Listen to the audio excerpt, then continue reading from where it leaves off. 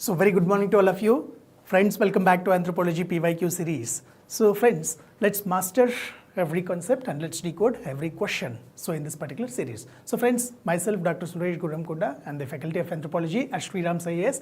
So let's try to master all the PYQs in anthropology through this series.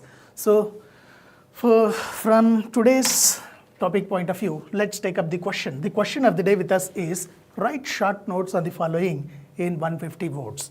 So the question is characteristics and communication between little and great traditions. So this is the question that is there with us.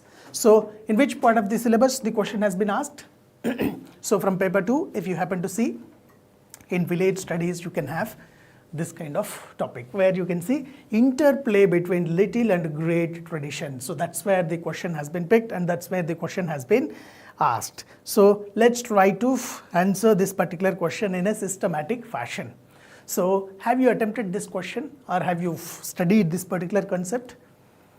So this is a very, very important concept in anthropology paper 2. So some of the hot spots are there. So things like sacred complex, little tradition, great tradition, nature man's spirit complex. So all of them are evergreen topics where UPSC will always pick and they will ask questions on it.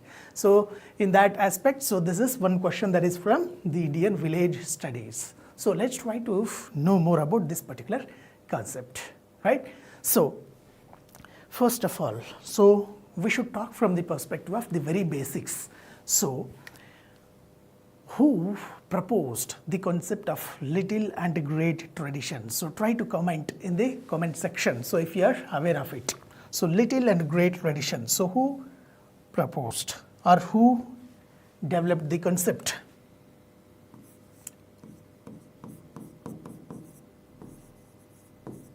Little and great traditions.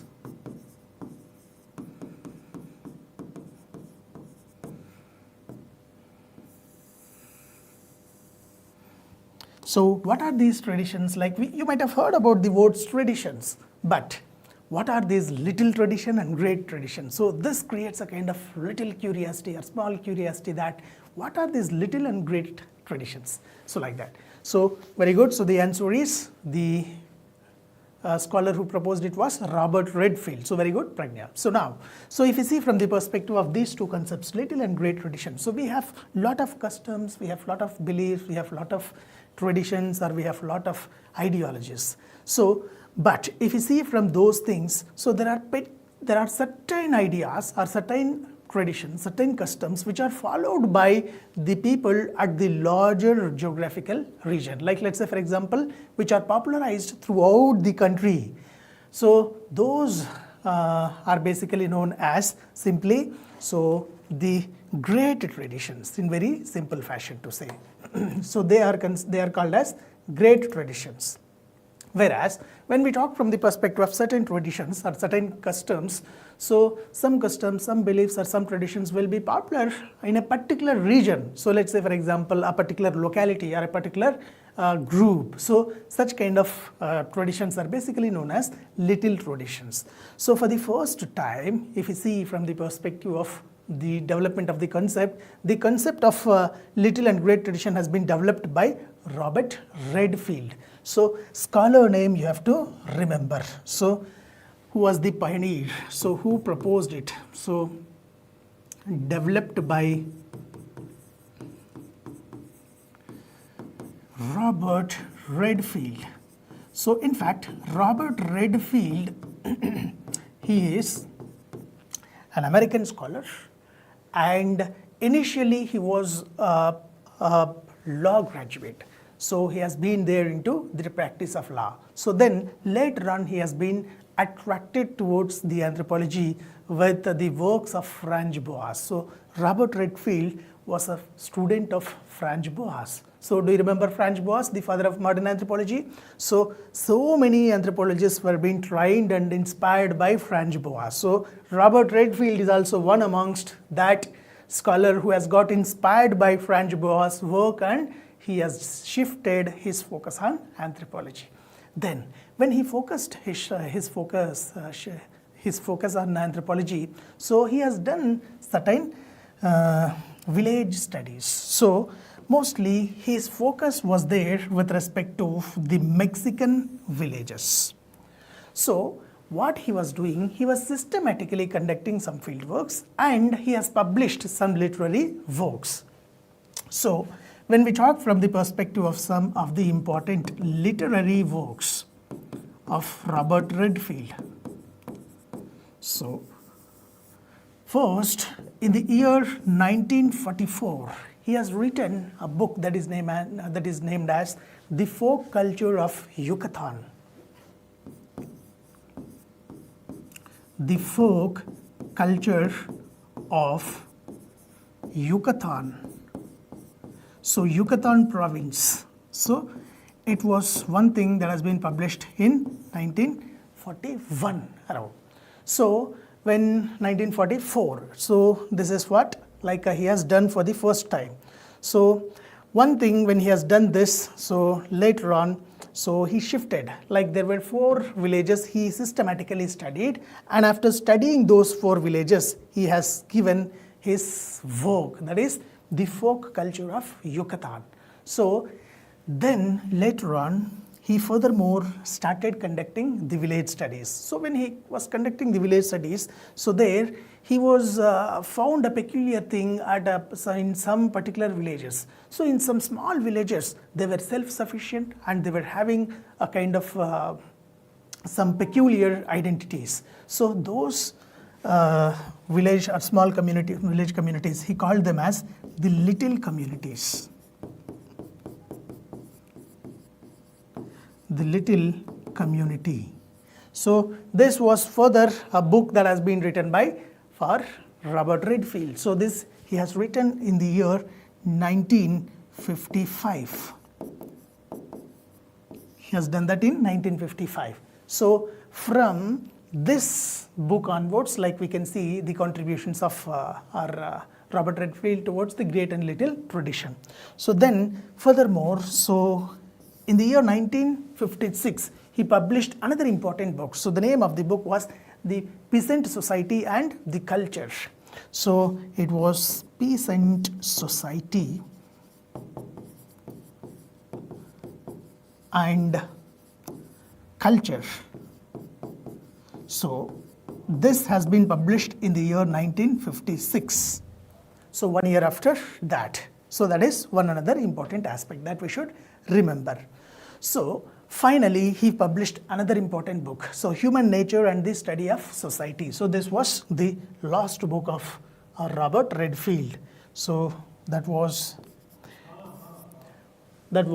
the Human Nature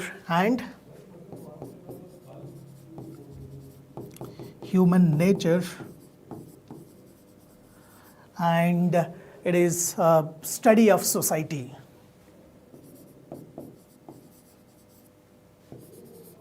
So this has been published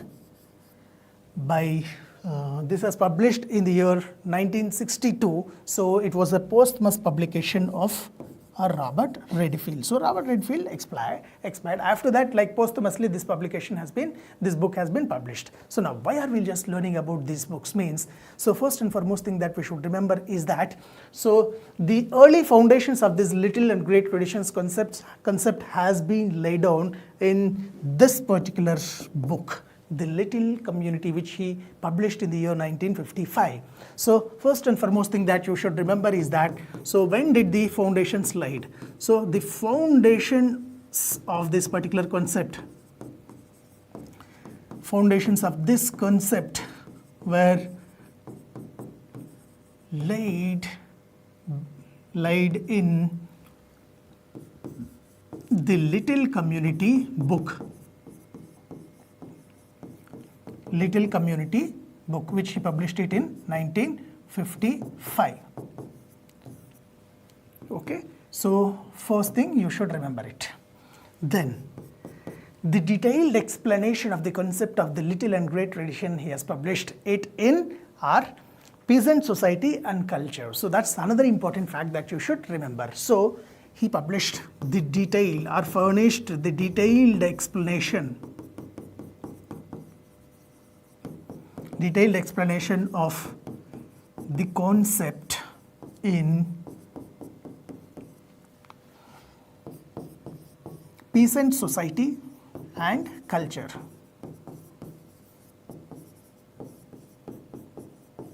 So all of these studies he were doing in Mexico. So where and how he published these? So these things he has done in his Mexican village studies. Mexican village studies. So this is another important aspect that we should remember. But it was entirely concerned with the Mexico and Mexican villages and the Yucatan province and all such kind of findings. But what we have to understand is that, so there were two important, profound followers of Robert Redfield. So profound followers of Robert Redfield were Milton Singer and Maxim Marriott. So remember Milton Singer and Maxim Marriott. So these two people, Milton Singer and Maxim Marriott, systematically developed the concept further. Systematically developed the concept later.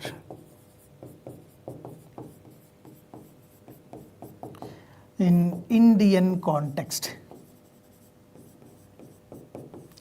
So this is another important aspect that you should remember. So I hope like by this time you might have got the basic idea about how it has been developed. So some of the literary works you should remember. So amongst that, so the very foundations of the concept of little and great traditions has been laid down in this particular book, The Little Community, which has been written in 1955. And then in 1956, so he gave a clear and complete explanation and detailed explanation of the topic of the little and great tradition in the peasant society and the culture. So this is another important book that you should remember. So this is one important and some of the basic introductory information that you should remember. So now, so what about these great traditions and little traditions? So when we try to understand that, so as I have said, so great traditions, so what are they and what are the characteristics? So we should try to understand that. So what are great traditions? So can you give any example for the great traditions that you know from your understanding? So can you text in the chat box? So what are the great traditions, examples? And meanwhile, so little traditions.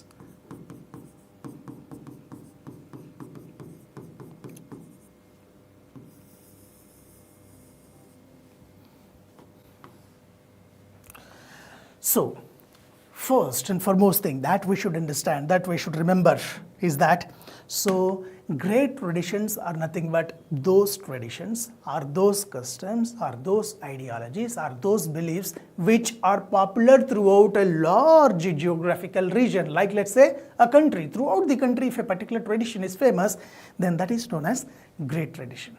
Whereas if a particular tradition, if a particular custom, if a particular ideology or a belief, so if it is just popular in a small region, so let's say a particular village, let's say a particular region, so then that would be known as little tradition, right? So what are the examples that we have got? So very good. So first, like Navratri. So Navratri festival. Can you able to see that the Navratri festival is being celebrated throughout the India? And now it's slowly, it is getting transferred and transmitted to it's been spreading to other countries also. So that's one thing. Then Govardhan Puja. So what is Govardhan Puja? What do we do in Govardhan Puja? So systematically we will worship Lord Krishna. So this is another example. So where throughout the country, throughout India, we will do this.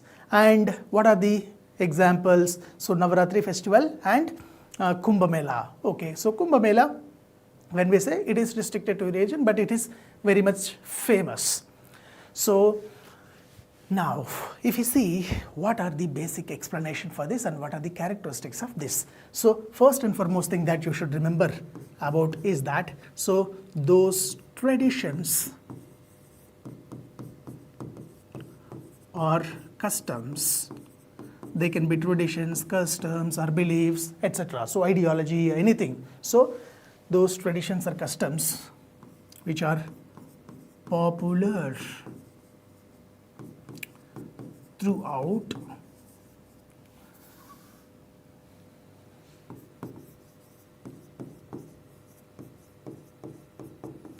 a large geographical region. So let's say large geographical region means, let's say for example a country, throughout the country. So that's one thing. So what about little traditions here in this case? So those traditions are customs. So you can remember like this. So those traditions are customs or ideologies or beliefs, so which are popular in a specific location,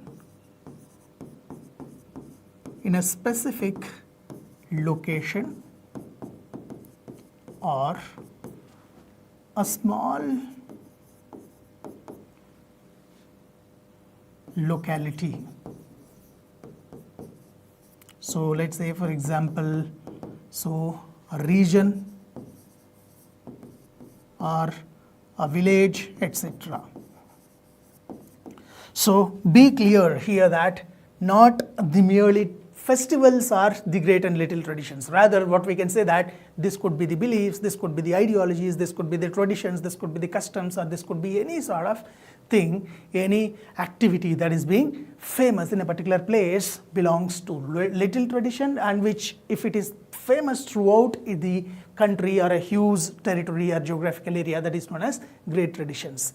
So now, so what are the important characteristics of this? So when we see from the perspective of the great traditions, so the great traditions are nothing but they are popular throughout the country and they'll be transmitted systematically through literary works and literary texts. So how this great tradition will be transmitted? So the great traditions will be transmitted from one generation to another generation transmitted through the literary texts. So some of the languages, like let's say for example Sanskrit, etc., plays vital role. So when we see from traditional point of view, so languages like Sanskrit played vital role in transmission of these kind of traditions. So therefore, so this particular tradition is also known as Shastriya tradition by some of the scholars, like let's say Saraswati. So Saraswati was one Indo-sociologist, so Indologist. So she called the great traditions as the Shastriya tradition. So you should remember that. Okay. So then furthermore, so when we see from the perspective of the little traditions, so generally little traditions will be transmitted through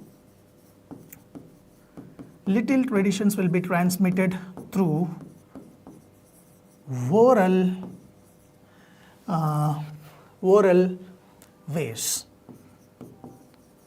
So in the form of, let's say for example, it could be in the form of folk tales or stories or dramas, etc. So in oral ways it will be transmitted. So that's very important aspect. So because this is transmitted oral way and it is restricted and famous in the local areas, so this is also known as lokic tradition.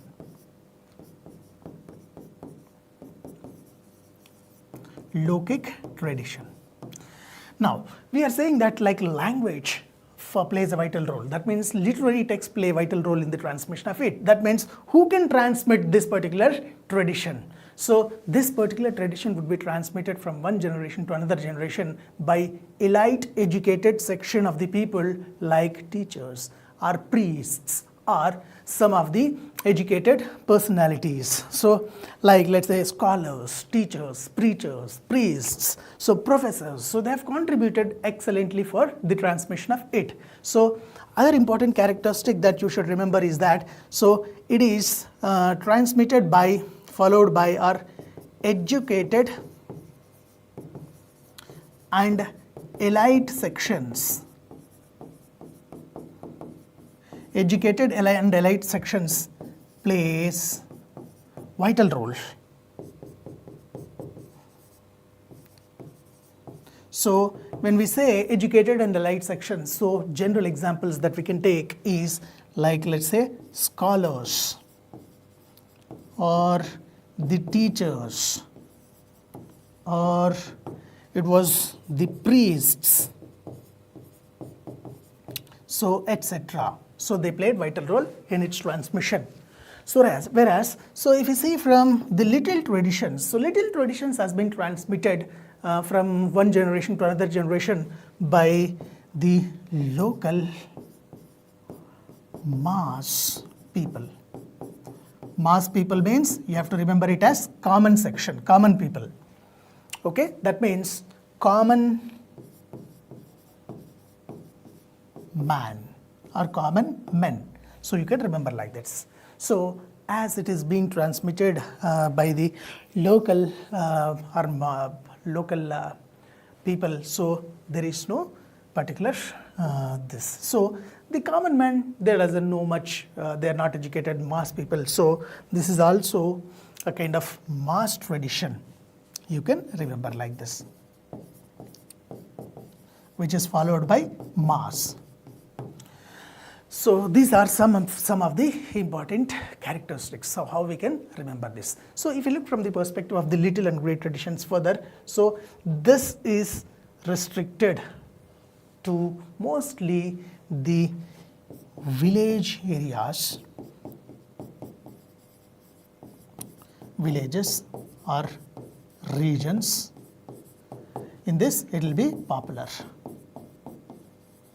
So if you see from the perspective of our great traditions, it will be popular in urban areas or in entire countries. It will be popular. So that's why these are the big, these are the large, these are the huge, and these are the literary traditions that are transmitted from one generation to another generation. So these are some important aspects that we should remember, right? So this is where, so we can just have, these are some of the basic characteristics or basic aspects related to the little and great traditions, right? So any doubts in this case? So yes. So can we also include family in transmission of little traditions? So family is a social institution. So it's not a belief, it's not a tradition, it's not a custom. So family is a social institution. So we are not talking about the social institutions. As family is a social group or social institution, we cannot include that in little traditions, right? So that's where we should have a clarity. So furthermore, friends, if you look from the perspective of this, so the great and little traditions have a kind of great communication or a kind of great interplay that is there existing between them. So now we have understood that some of the examples for the great tradition was like Navratri festival, which is celebrated all across the world, all across India, Dasara, which is celebrated all across the India, and these things like Govardhan Puja, so this is celebrated all across the India. So they are all examples for the great traditions. Now little traditions, examples for little traditions, if you see, so there are some aspects like let's say which are famous in a particular area. So if you see from the northeast, you can have Ambubachi Mela. Have you heard about Ambubachi Mela? So Ambubachi Mela is a famous tradition which is celebrated so in the northeast. So that's one important thing. And if you see in the south, particularly from Telangana region, so there you can see festivals like the Bonalu or Sammakka, Sarakka Jatra, so all of them. So they are famous in that particular location but very well known. So that's one another thing. So furthermore, if you see some of the basic traditions or customs. Like let's say for example, from Tamil Nadu, there would be Jallikattu. So have you remembered Jallikattu? So Jallikattu is an example for little tradition because it is not followed all across the country, but it's famous. So in the same fashion from Karnataka, if you take, so you can have the bull race. So that's another important aspect. So this is how, so a particular region, if it is famous, so then we will call it as little tradition. So furthermore, so let's try to understand what is the interplay that is there existing between this great tradition and little tradition. So how it has identified means the interplay between great and little tradition. So it was being systematically found and identified by Mackim Marriott. So Mackim Marriott was an ardent follower and student of Robert Redfield. So Robert Redfield's student Mackim Marriott, when he was conducting some systematic village studies in India, particularly in the UP and in the Kishangarh village, so there what he has done, he observed some peculiar tendencies where some of the great traditions has been assimilated into the little traditions, and some of the little traditions have been upgraded and have been assimilated and transmitted into the great traditions. So there he found that, there he just pitched out one another important thing that, so both these traditions, the little tradition and the great traditions, they will have a kind of typical interplay between them. So where they communicate each other. So where sometimes a little tradition will be transmitted and transferred and assimilated into a great tradition, and sometimes a great traditions can be assimilated and transmitted into a little tradition. So this is where he brought in the concept of the interplay between the little and great tradition, so that we can understand as the communication between the little and great traditions. I hope you could be able to follow that, right? So very good. So Onam festival from Kerala. So it is famous, very much famous in the various places of Kerala. So although it is famous, but it's not celebrated in all the parts of the country. So that's how we can have Onam as another example for little tradition, right? So that's one thing. So now let's try to understand about the interplay. I'm using the word interplay. So interplay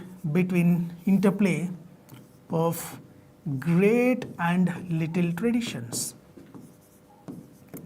So in anthropology, so this is very important topic. So let's try to understand this in a systematic fashion. So now we have understood that there will be some traditions that are known as little traditions. So there are certain traditions which are known as the great traditions. Now, as we understood that Mackim Marriott's study in the UP of Kishangarh village, so he systematically found that certain traditions, certain little traditions were getting assimilated and transmitted into great traditions. So this process, the upward movement process,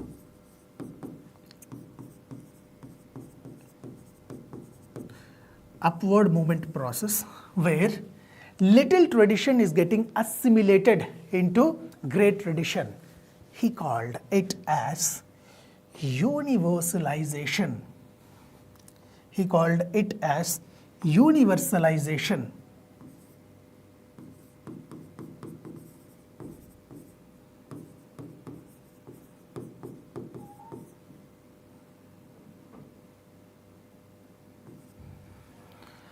Okay, so then furthermore he observed some other things.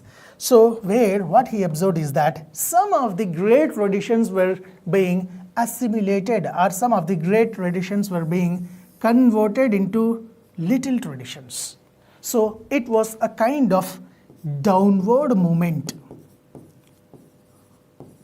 process. It was a kind of downward movement process. So this downward movement process, where the great traditions are getting assimilated, are transformed into little traditions, he called it as parochialization. Parochialization. Can you able to catch that? So this is one thing. So this is how there would be a systematic interplay that will be there between the great and little traditions. So now when we see, so here in this case, so what could be the possible examples that we can take? So where did he found this? So he systematically found this. So who found this? So this has been proposed by R. Mackim Marriott. So you should remember this first. This was proposed by Mackim Marriott. So who was he? He was a student of R. Robert Redfield. Can you able to catch that? Now, so where did he found that? So he proposed it. And where did he proposed it? So he proposed it in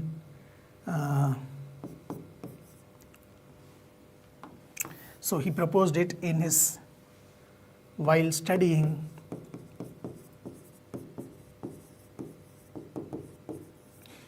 Kishangarh village. Kishangarh village in Uttar Pradesh.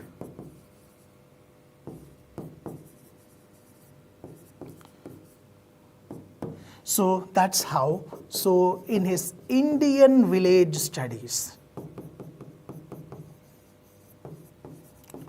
so this is how, so he explained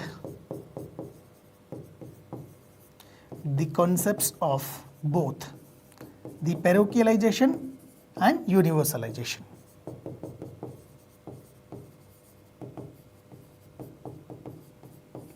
So these are two important further concepts.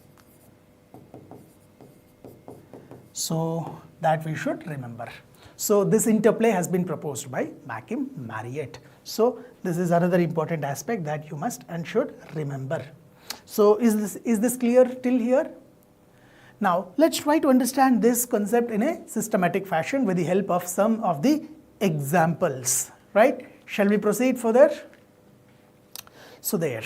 So we have understood that universalization is nothing but it's an upward movement process. So where the little tradition gets assimilated into great tradition. So let's see some of the examples for the universalization. So let's take up the two concepts. So universalization.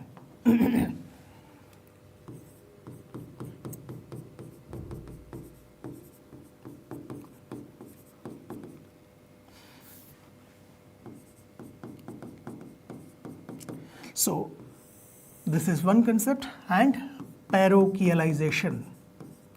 This is another important concept. So what is this? What are these two?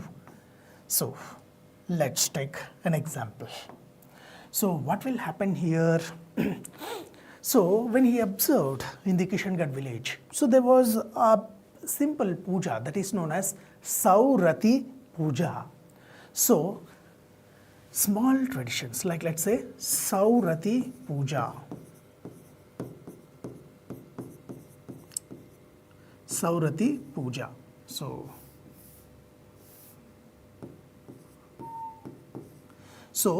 this was assimilated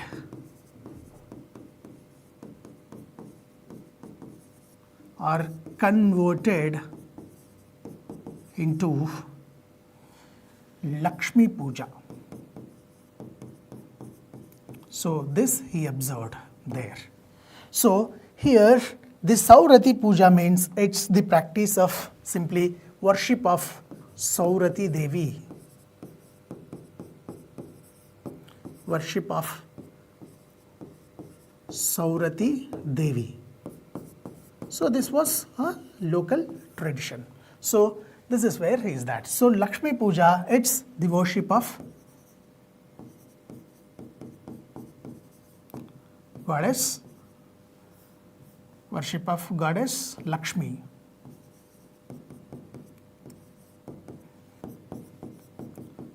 So this was one thing. So now, so here this was a little tradition which got assimilated into or converted into the great tradition. So this is why, so this is basically called as universalization. So here what is happening, a little tradition,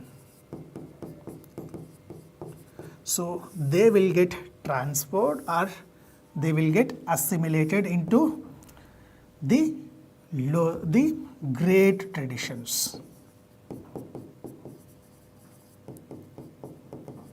So this was one typical finding that he found. So this was from his systematic findings, right? So then furthermore, if you see, so further another example that we see, so Salalo tradition. So Salalo tradition has been seen in some of the areas in the Haryana. So in some of the areas. So Salalo tradition, it is another important example.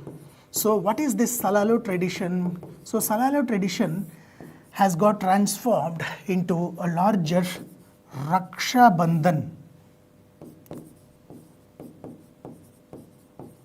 So now what we see, Raksha Bandhan, so or you can mention BA this wells.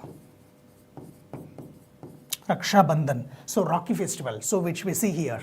So here Salalo tradition was a small tradition, a little tradition that was there in and around the Haryana. So where the priests used to tie some amulets to the landlords so that the landlords can protect the local masses.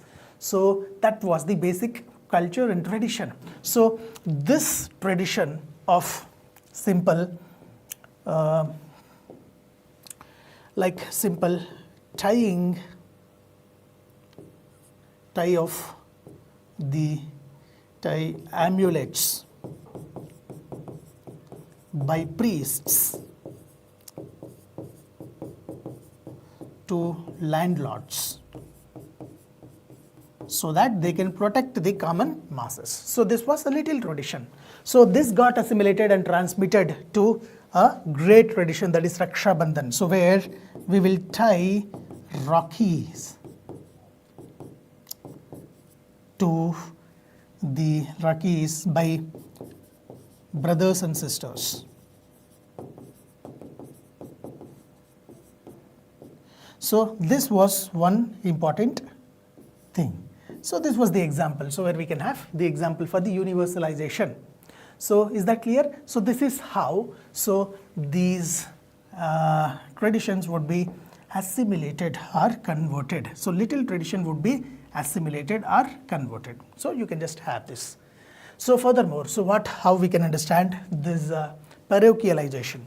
So how we can understand the parochialization means, so we can understand it. So we have some famous great traditions like, let's say, the Govardhan Puja. So let's take up that an example. So Govardhan Puja. So this Govardhan Puja has been transformed or assimilated into what you can say, into Govardhan Puja. Govardhan Puja. So what is this again? So when we say from the perspective of it, so this is a kind of Govardhan Puja. It's a basic worship of Lord Shri Krishna. Worship of Lord Shri Krishna. So this was a great tradition. So this got transmitted and assimilated and transferred to the Govardhan Puja. So it was like tradition of what we can say, like it was a celebration, cow dung celebration.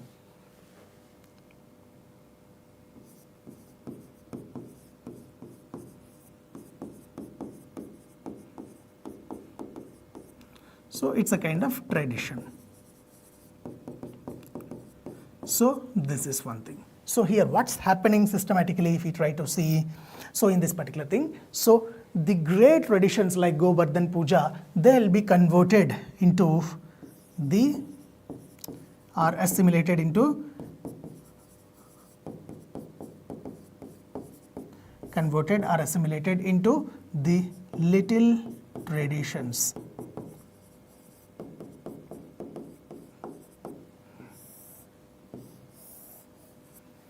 So this is one thing that you should remember. Is that clear? So furthermore example if we take, so the Navratri festival. So we have another example. So Navratri festival is a great tradition. Example for the great tradition. Do you remember that? So there Navratri festival.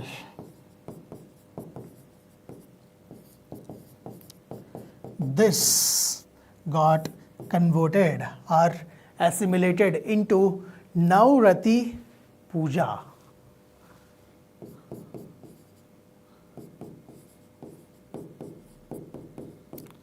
Navratri Puja.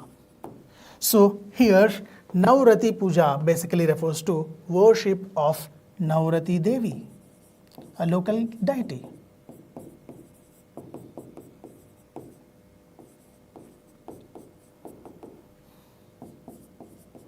So it was a local deity, whereas the Navratri festival is something that you know, it's a very famous festival. So this is where, friends, so that's how, so these two aspects, when we say the universalization, parochialization, they are very important concepts. So these two concepts, in fact, they will explain the concept of the interplay that exists between the both concepts. So are great tradition and little tradition. Is that clear? So there were so many examples for the great traditions. So as you all said, so they are all the examples for the great traditions and little traditions, right? So according to Mackim Marriott, so such a transformation and assimilation of great and little traditions, they play a very vital role in understanding the village studies. Particularly, so they are intricately interlinked and they have a kind of great communication amongst them. So the concept of the communication between these two, so this little tradition and great tradition has a very significant role in understanding the culture of a particular region and various social activities. So that's all from the perspective of this little and great traditions. So is there any doubts in this particular concept? Do you have any particular doubts? So can you mention some other great traditions which have been, which have got to this? So examples for universalization. Can you say some of the examples? So from Indian context towards the world. So can you say some examples? Think about some recent things that are there in use. Can you text?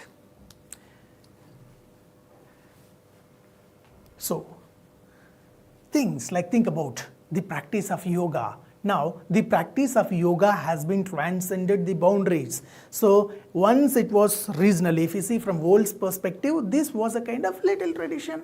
So when we see yoga, now yoga has been celebrated in all across almost all the countries. So this we can call a process of universalization, if you say from the world's perspective, right? So that's one important aspect.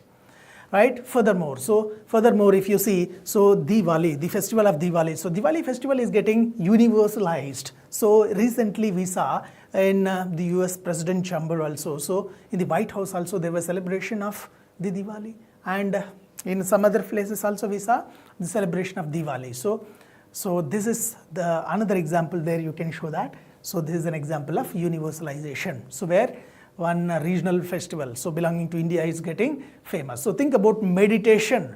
So meditation, yoga and meditation. So it is one another thing. So think about some of the dances, like let's say for example, Bharatanatyam, Kuchipudi, such kind of classical dances. So this is getting very much popularized. So throughout the world. So you can see everywhere they would be played.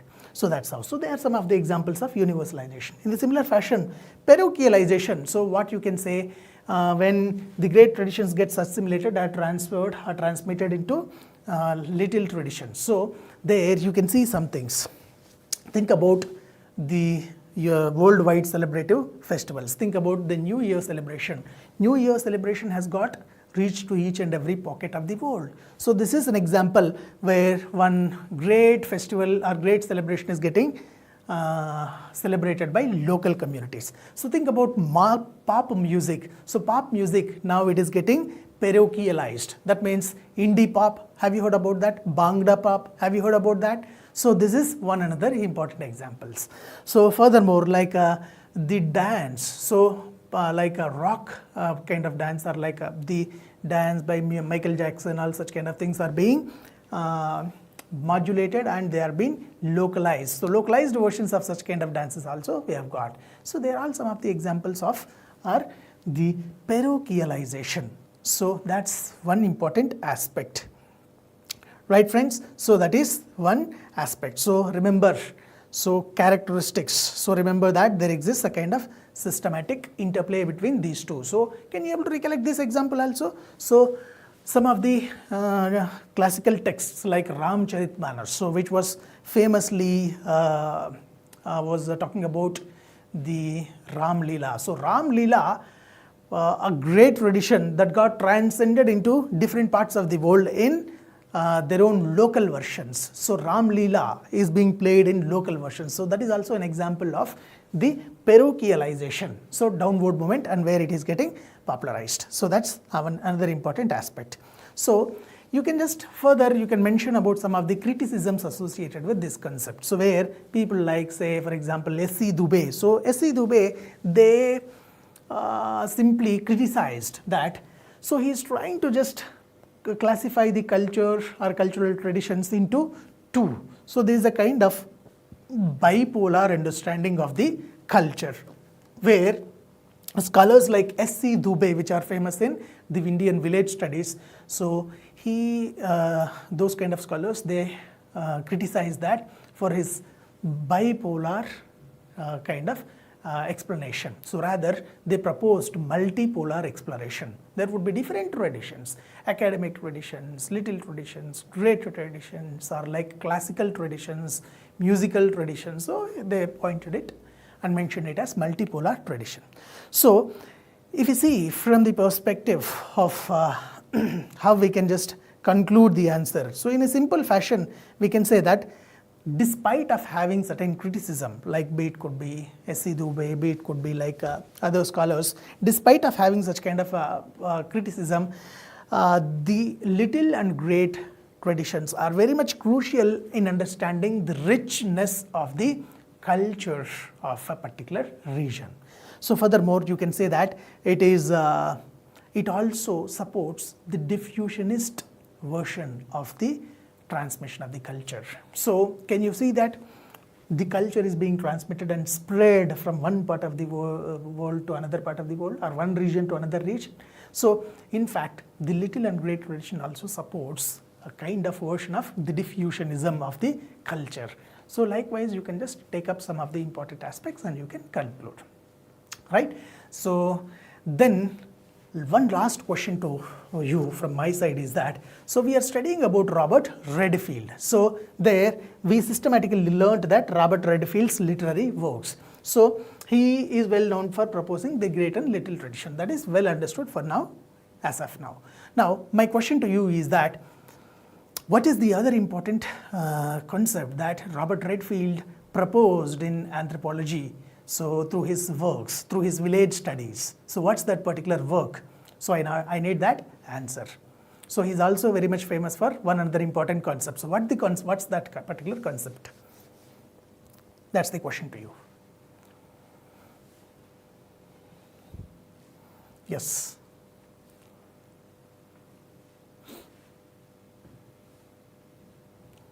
Yes. Anyone who can text the answer?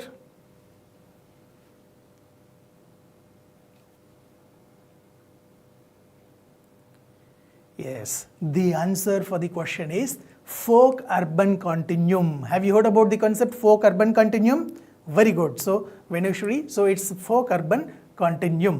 So, he proposed the concept of folk-urban continuum in his village studies, and he proposed this in the work The Folk Culture of the Yucatan, so which he published it in 1941.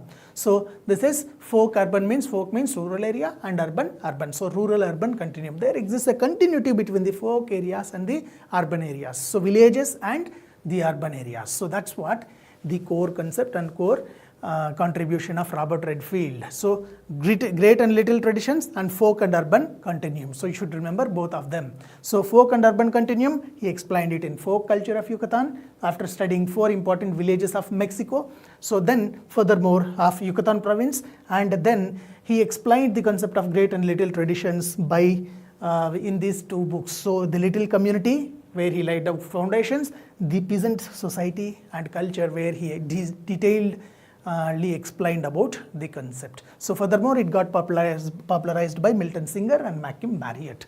So this is how you can catch and you can remember. So I hope this concept is clear to you all. So try to just remember and try to mention it in a systematic fashion, right? So is that clear for all? So you can conclude likewise. So you can mention the significance of these 2 traditions in understanding the culture and civilization of a particular place, right? So that's all for the day from my side. So shall we wind up the discussion? So friends, so let's meet on Monday at 11:30 a.m. and let's try to take up another important question and let's try to master it from that perspective. So thank you all for joining me with this session, and if you like this session, so you can just share it and like it, and you can also subscribe to our channel so that you will get more and more such kind of updates. So thank you all for joining me with this session.